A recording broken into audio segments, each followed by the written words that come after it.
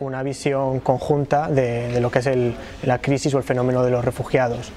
Es decir, desde los campos del Líbano, pasando por Lesbos, por toda la ruta de los Balcanes, Serbia, Croacia, Eslovenia, hasta la jungla de Calais.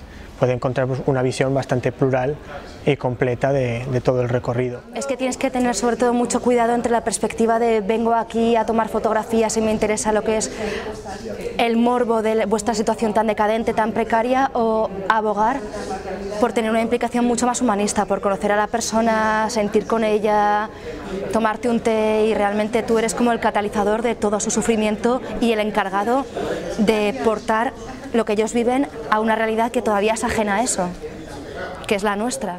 Y también me interesa mucho en mis imágenes retratar la situación emocional, porque creo que al final la emoción es lo que nos une.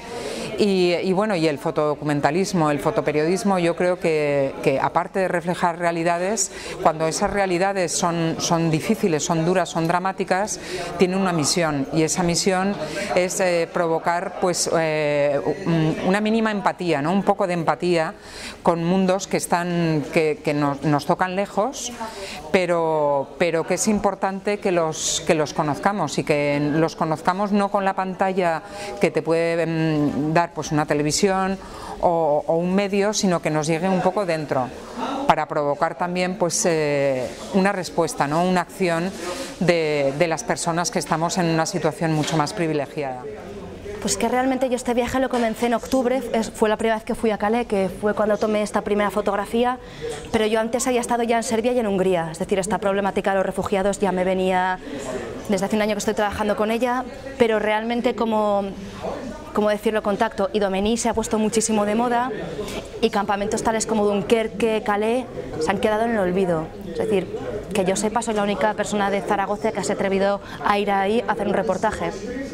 Entonces es precisamente por eso que yo le quería dar visibilidad, que no hace falta irse hasta Idomení, hasta los confines de Siria, para hallar imágenes como esta que están en Francia, están a escasamente 10 horas, 3 en avión. Y además, como nosotros como hombres, lo que vimos es que las mujeres eran totalmente inaccesibles y no hicimos no hubo un trato con ellas. Entonces también señalar que la mujer tiene la doble opresión, ¿no? La de ser mujer y ser refugiada, y que ocupa un total segundo plano en las decisiones diarias, en las decisiones del campo o a la hora de cruzar una frontera.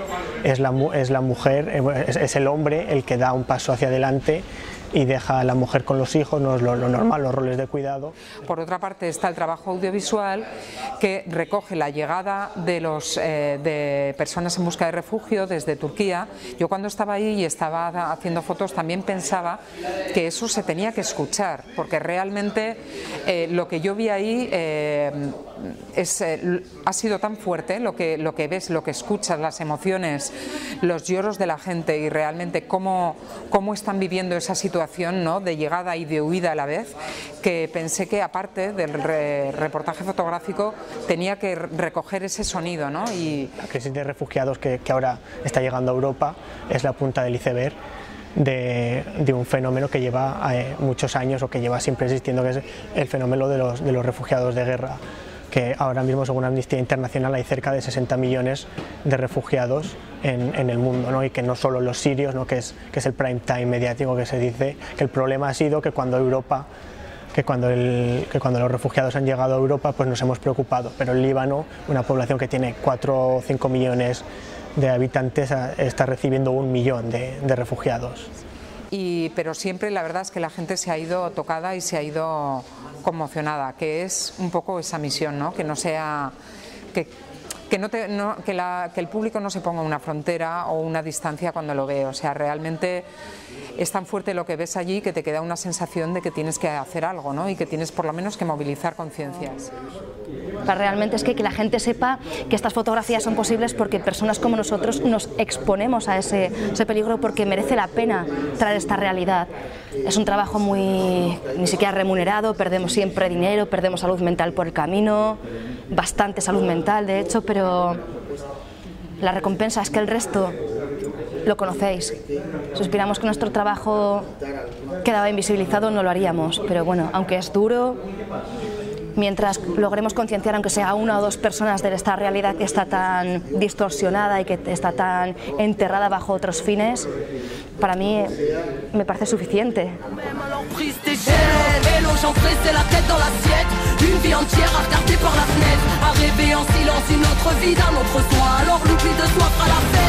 Dans l'esprit, tous les soirs sera de la fête, l'angoisse et les cris.